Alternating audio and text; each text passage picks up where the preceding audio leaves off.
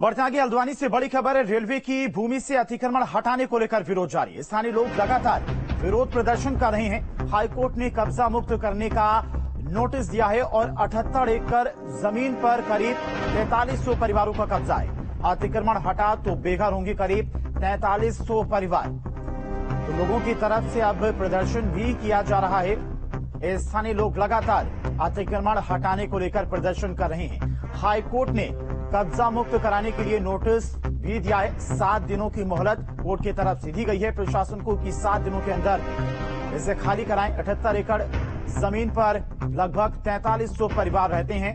अवैध तरीके से यहां पर मकान बनाए गए थे और उसी को लेकर हाईकोर्ट की तरफ से इसे कब्जा मुक्त करने का आदेश दिया गया था। अब इसको लेकर सुप्रीम कोर्ट में भी याचिका पड़ी हुई है। 5 जनवरी को सुप्रीम कोर्ट में भी अतिक्रमण हटाने के मामले को लेकर सुनवाई होगी। हल्द्वानी में रेलवे भूमि पर अतिक्रमण का मामला। रेलवे भूमि प्रकरण को लेकर पीड़ितों से मिलेगा एसपी का डेलीगेशन। एसपी डेलीगेशन करेगा पीड़ितों से मुलाकात। अखिलेश यादव के निर्देश पर एसपी का प्रतिनिधिमंडल 4 जनवरी को हल्द्वानी जाएगा और अतिक्रमण की जांच हेतु पीड़ितों से मुलाकात करेगा। तो सियासत साफ तौर पर होती हुई नजर आ रही है। पूर्व सीएम हरीश रावत ने एक तरफ सरकार पर निशाना साधा था तो दूसरी तरफ अब समाजवादी पार्टी का डेलीगेशन भी हल्द्वानी 4 जनवरी को पहुंचेगा, पीड़ितों से मुलाकात करेगा।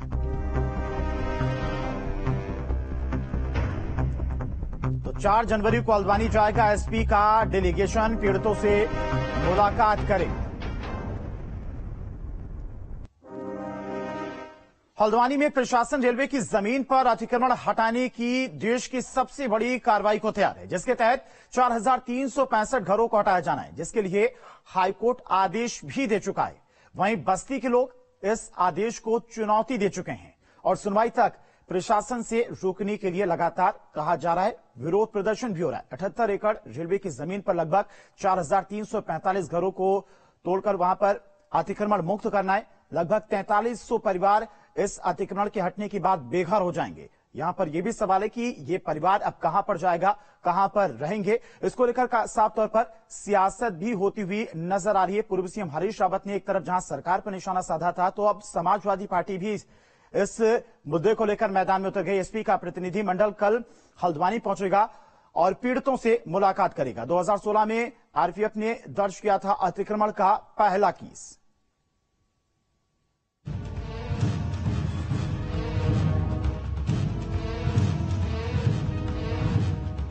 हल्द्वानी में मोमबत्तियां हाथ में लेकर प्रदर्शन कर रहे लोग वनभुलपुरा इलाके के गफूर बस्ती के लोग हैं, जिनके घरों को ध्वस्त कर रेलवे अतिक्रमण हटाना चाहता है। हाईकोर्ट के आदेश पर रेलवे प्रशासन की मदद से 78 एकड़ जमीन पर बने 4365 घरों को ध्वस्त करना चाहता है।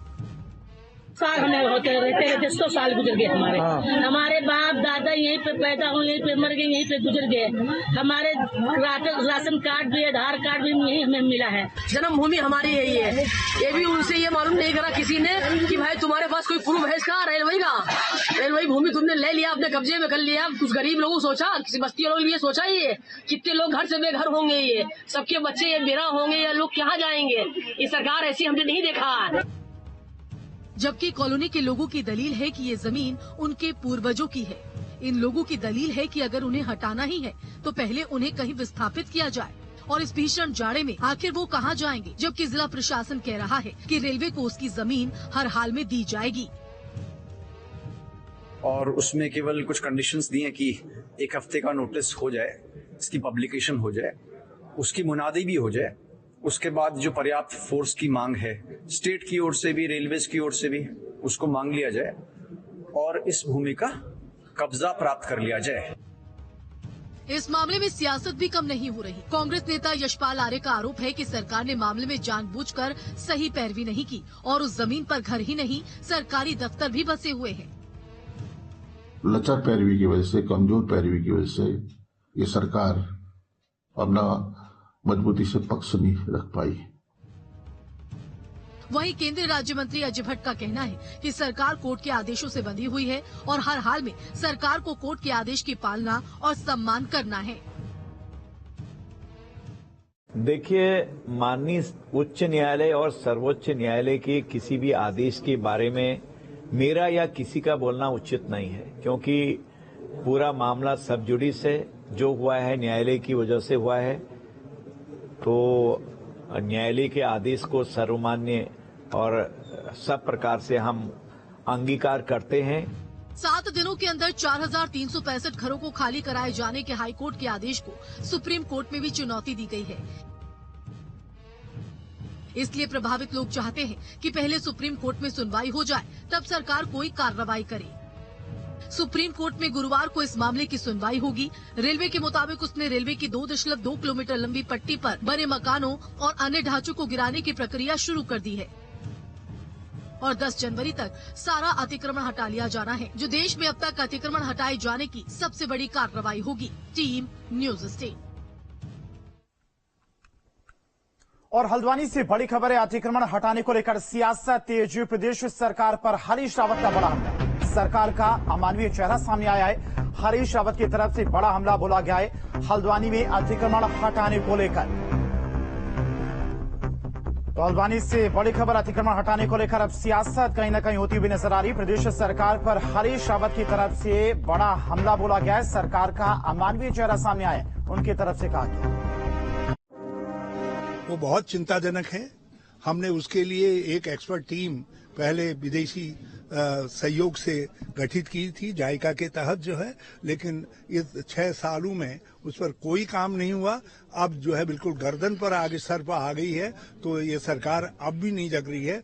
और हमारा जोशी मठ के साथ हमारी संस्कृति का स्तूप जो है, भगवान का मंदिर और हमारे शंकराचार्य का आसन, सब चीज खतरे में है।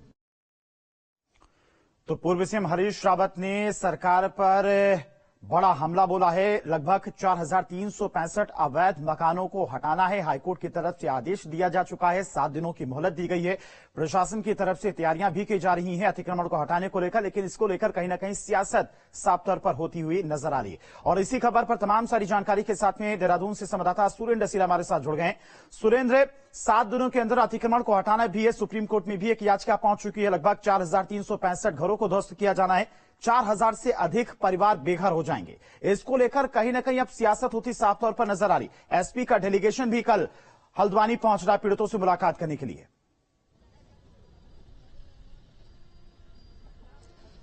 देखिए, बिल्कुल हल्द्वानी में ही मैं मौजूद हूं और एसपी का डेलीगेशन भी आज ही पहुंचेगा। प्रदेश प्रभारी के नेतृत्व में तमाम लोग मिलेंगे। मैं जहां पर मौजूद हूं, ये वही जगह है जो 2.5 किलोमीटर की पूरी लंबाई वाला क्षेत्र है। आप ये जो सामने की तमाम बिल्डिंग्स देख रहे हैं, ये तमाम मकान देख रहे हैं, पटरी के उस तरफ जितना भी कंस्ट्रक्शन हुआ है, ये सारा अतिक्रमण की जद पे है, जिस पर कार्रवाई के निर्देश हाईकोर्ट ने दिए हैं। 78 एकड़ का पूरा क्षेत्र है। 4,365 इसमें परिवार रहते हैं, यानी अगर संख्या की बात करेंगे तो 50,000 से ज्यादा का पूरी पब्लिक है, जिसको यहां से हटाने के लिए जो हाईकोर्ट का आदेश है उस पर कार्रवाई होगी। हालांकि 5 जनवरी को सुप्रीम कोर्ट में इसमें तारीख तय है। सुप्रीम कोर्ट के फैसले के बाद चीजें आगे दिखेंगी कि किस तरह से होंगी।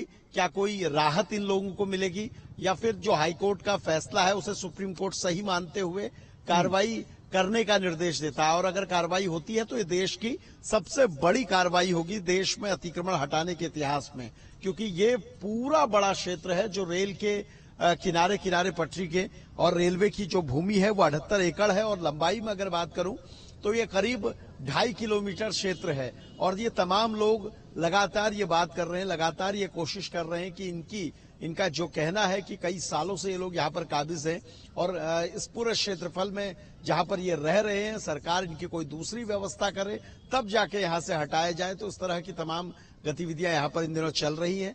अगर मैं आपको दिखाऊं तो देखिए, इस पूरे क्षेत्र में जो पुलिस फोर्स है वो भी अच्छी खासी संख्या में तैनात की गई है। यहाँ ये काठगोदाम को जाने वाला बाईपास है, और इस वजह से इसको वन वे भी किया गया है। तमाम जो लोग हैं यहाँ पर वो लोग भी पहुंच रहे हैं। और जो आपने कहा कि राजनीति हो रही है, राजनीति भी बड़े पैमाने पर हो रही है। पूर्व सीएम हरीश रावत ने इस मुद्दे पर सीधे तौर पे कहा है कि राज्य सरकार ने कोर्ट में बहुत मजबूत पैरवी नहीं करी, और दूसरा उनका ये कहना है कि मानवीय चेहरा जो हमारा है उसको आघात पहुंचेगा अगर इस तरीके का कोई आदेश होता है, और इसे लेकर वो कह रहे हैं कि सुप्रीम कोर्ट से उम्मीदें उन्हें बहुत सारी हैं। कुछ लोग हैं जो यहाँ के स्थानीय लोग हैं, उनसे भी मैं बात करूंगा। सर, क्या नाम है आपका? उजैर अहमद। उजैर जी, ये बताइए, ये कहा जा रहा है कि जो हाईकोर्ट ने आदेश किया कि ये तमाम अतिक्रमण जो है इसको हटाया जाएगा, फिर सुप्रीम कोर्ट में आप लोग गए हैं, आप लोगों का दावा क्या है? रेलवे तो ये कहता है कि ये जमीन हमारी है और इसको कब्जे से खाली कराना है। देखिए सर, रेलवे ने जो दावा किया, रेलवे का कोई दावा था नहीं। ये मैटर था 1998 में ये पुल शुरू हुआ था, जो जिस जगह हम खड़े हैं, और ये 2004 में पूरा हुआ था और 2008 में गिर गया था ये। अब हुआ ये कि 2008 में जब ये पुल गिरा है तो हमारे यहाँ एक रविशंकर जोशी जी एक्टिविस्ट हैं, और उन्होंने इसको भ्रष्टाचार को लेकर, और उन्होंने 26 करोड़ रुपए की लागत आई थी। उन्होंने उसमें ये कहा कि इसको 26 करोड़ रुपए को इन्होंने गलत तरीके से इसका इस्तेमाल किया, और जो इसके अंदर चीजें थी उसका मानकों को पूरा नहीं बनाया गया, इसमें भ्रष्टाचार हुआ था। और इसमें एक कॉज उन्होंने लिया था कि इसमें माइनिंग भी होती है, अवैध माइनिंग होती है। लेकिन 2011 में कमिश्नर साहब की रिपोर्ट है कि इसमें खनन की वजह से ये पुल नहीं गिरता है, बल्कि 2008 में जो इसका निरीक्षण करने के लिए जो लोग आए थे, उन्होंने इसमें अपनी रिपोर्ट ये दी है कि इसमें किसी तरह का मतलब जो निर्माण कार्य था वो उसके जो मानक होते हैं उसके अनुसार नहीं था, जो इसकी फाउंडेशंस थी वो मानकों के अनुरूप नहीं थी, जो डिजाइन तैयार किया गया था वो डिजाइन के अनुरूप इसको बनाया नहीं गया था। उनकी इसमें रिपोर्ट है। और अब ये 2016 में जब ये सारी चीजें, जब हमारे 2013 से चला, उन्होंने PI ले ली जो 178 2022 में डाली, तो उसमें ये सारी चीजें उन्होंने कही थी। अब पक्ष के हमारा किस तरह रखा, हम तो पार्टी थे नहीं उसमें, तो सरकारी विभाग ही उसमें पार्टी हुआ करते थे, और सरकार जिसकी होती थी वो उसमें अपना पक्ष रख सकता था। हम तो उसमें व्यक्तिगत रूप से कोई जा नहीं सकता था। मैटर हमारा तो कुछ था ही नहीं। 2016 में हमें जो है अतिक्रमणकारी कह के हमारे यहाँ 29 एकड़ जमीन को ये कहा गया कि ये 29 एकड़ जमीन जो है रेलवे की है और इसे खाली करेंगे। 29 एकड़ जमीन के लिए हम 2017 में स्टे के लिए गए, हमें स्टे मिल गया था। PPA एक्ट का हमें नोटिस मिले, हमने उसमें अपनी पैराकारी करी। उसमें हुआ ये कि PPA एक्ट में जब बीच में लॉकडाउन हो गया, लॉकडाउन में राज्य संपदा अधिकारी इज्जत नगर ने हमें जो है ला दावा में हमें जो है हमारे खिलाफ फैसला कर दिया। उसमें फैसला हुआ अतिक्रमण, तो अब ये सारी चीजें चल रही हैं। लेकिन हम कितने लगभग लोग इसमें प्रभावित हैं? अगर अतिक्रमण हटता है तो कितने परिवार हैं, कितनी संख्या होगी इसमें? श्रीमान, इसमें तो 4365 लोगों को तो नोटिस दिए गए थे, और जिसमें एक सवाल और लगभग 3-4 बातचीत के दौरान जाने की कोशिश करिए कि जो तमाम सुविधाएं मिलती हैं सरकार की तरफ से, चाहे राशन कार्ड की बात हो या फिर बिजली कनेक्शन की बात हो, और कोर्ट में जो पीड़ितों की तरफ से पक्ष रखा जा रहा है, किस आधार पर, किस बेसिस पर पक्ष रखा जा रहा है? साथ से किसी को TB है, किसी को पैरालाइज है, कोई गर्भवती है, इस तरह के बहुत सारी आपके इस पूरे क्षेत्र में जो रेलवे ने कहा कि ये हमारी प्रॉपर्टी है और इस पर कोर्ट का आदेश भी हुआ, आप लोगों को बहुत सारी सुविधाएं भी होंगी मेरे ख्याल से, आधार कार्ड से लेकर राशन कार्ड तमाम चीजें। 1935 से लीज है, 2000 आप ये लगाइए 650 पट्टे हैं, कस्टोडियन इसके अंदर है, इसके अंदर शत्रु संपत्तियां इसके अंदर थी। ये निवास आज का नहीं है, क्राउन के जमाने से यहाँ लोग निवास करते हैं, और हमारे यहाँ तो मैं समझता हूँ शायद 1935 से ही पहले के लोग हैं, लीज तो बाद में हुई होंगी। आप कुछ नक्शे लेकर पहुंचे हैं, ये किस चीज के नक्शे हैं? मैं नक्शे और कुछ खतौनी लेकर आया हूँ, जिसमें ये कहा गया कि ये भूमि रेलवे की और ये भूमि हमारी है। रेलवे ने अपना कोई दावा अपना हमें ना तो गजट दिया, ना ही हमारे लिए कोई उसने अपना ये बताया कि हमें किस आधार पर इसमें वो खतौनी दिखाते हैं। खतौनी के आधार पर अगर हम देखेंगे तो आवास विकास जो इससे ऊपर है, उसका खसरा नंबर 12 है, क्षेत्र 16 एकड़ है, उसको रेगुलाइज किया जाता है, 1975 में उसको लीज दी जाती है। हम 1935 से आजादी से पहले से यहाँ रहते हैं, हमारी भूमियों को ये कहा जाता है कि हम जो है अतिक्रमणकारी हैं। तो हम तो अतिक्रमणकारी कहाँ से हो गए? हमारे पास तो लीज है, ऑथराइज है हम भी, और क्राउन के जमाने में आजादी से पहले के हैं। तो अब ये बाद में किस तरह से इसमें हुआ हमें तो नहीं समझ में आता। तो हम तो सुप्रीम कोर्ट में कौन कौन लोग गए हैं आप लोगों की ओर से? क्या संयुक्त रूप से आप गए हैं या इंडिविजुअल भी लोग गए हैं? 1-2 लोग इंडिविजुअल गए। देखिए, यहाँ की स्थिति ऐसी है, कोई बहुत ज्यादा पैसे वाले लोग नहीं है, और कोर्ट कचहरी की लड़ाई यहाँ के लड़ने वाले लोग नहीं थे। तो कुछ लोग सामूहिक रूप से गए हैं, कुछ पार्टी से गए हैं, तो ये सारी चीजें चली हैं। लेकिन अब गए हैं, सुप्रीम कोर्ट में अपील की है, अब देखिए 5 तारीख को क्या हमारे लिए फैसला आता है। अभी जब आप लोगों ने प्रशासन से ये बात की थी कि अगर यहाँ से हटाना है तो सरकार कोई और व्यवस्था करे, प्रशासन कोई व्यवस्था करे इतने लोगों को, प्रशासन से आप लोगों की क्या बात हुई? क्योंकि हाईकोर्ट के ऑर्डर को लेकर तो प्रशासन क्लियर कट कह रहा है कि उसे एग्जीक्यूट कराना है। नहीं, हम तो प्रशासन से तो हमारा मानना ये है कि हम तो यहाँ जो इससे लगी जो कॉलोनीज हैं ये सारी मलिन बस्तियों में आती थी, और ये किस आधार पर इनको सर्वे इसका निरस्त किया गया, किस गजट के आधार पर इसको निरस्त किया गया है, अभी तक हमें ये भी पता नहीं है कौन से गजट में हमें निष्कासित किया गया है। हम तो इस मलिन बस्तियों के लिए तो आपने रूल बना रखा है कि इन सबको जहाँ जैसे हैं उसमें उनको निवास देंगे, और हम तो 1935 से यहाँ पे निवास करते हैं, हमें इसमें बेदखल कैसे कर दिया जाएगा और क्यों करा जाए हमें कुछ बेदखल। देखिए आशीष, स्थानीय निवासी हैं, कह रहे हैं कि 1935 से लोग यहाँ पर रहते हैं, सबके पास खाते खतौनी भी हैं, और कोर्ट, हाई कोर्ट में इनका ये कहना है कि रेलवे के सामने सरकार का पक्ष था, तो इंडिविजुअल यहाँ के लोगों ने अपना कोई पक्ष नहीं रखा, और ये इनका ये कहना है अगर यहाँ से जबरन हटाया जाता है तो ये एक तरफा कार्रवाई होगी। हालांकि सुप्रीम कोर्ट से इन लोगों को उम्मीद है कि वहां से कुछ राहत मिलेगी।